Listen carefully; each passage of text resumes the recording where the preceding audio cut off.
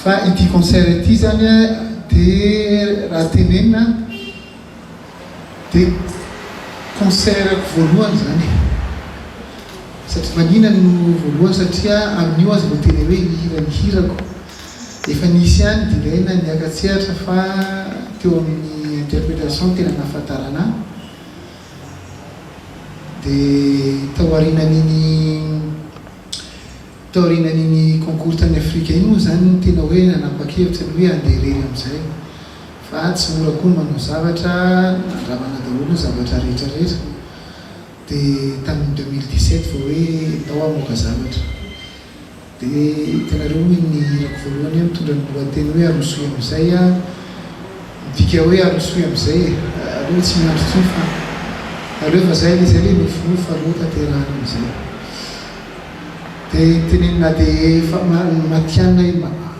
profety matianina ihany satria efa mba nanomboka efa ela fa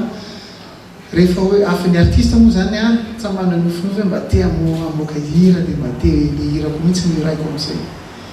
dia somary zandrizandriny ihany raha io zany satria vao rotaona zany vao nanomboka hoe tena hira ny hirako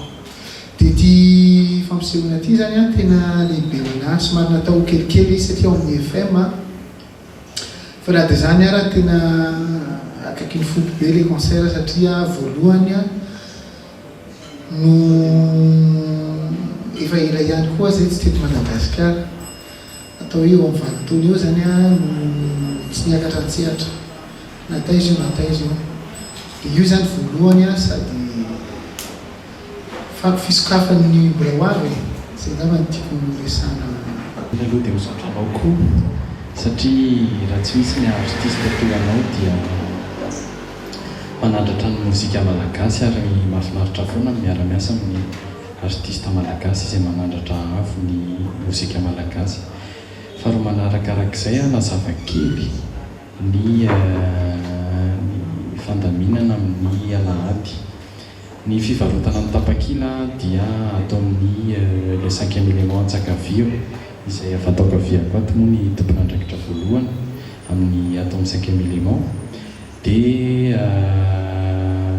ny varavarana moa zany dia misokatra manomboka amin'ny 3 amin'ny alahady dia manomboka amin'ny 4 ny lanonana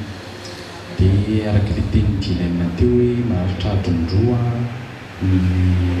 concert amin'io andro io manasantsika rehetra zany a hividin'ny tapakila concert iray voalohany any dilaina izy io a afinaritra be ny iseho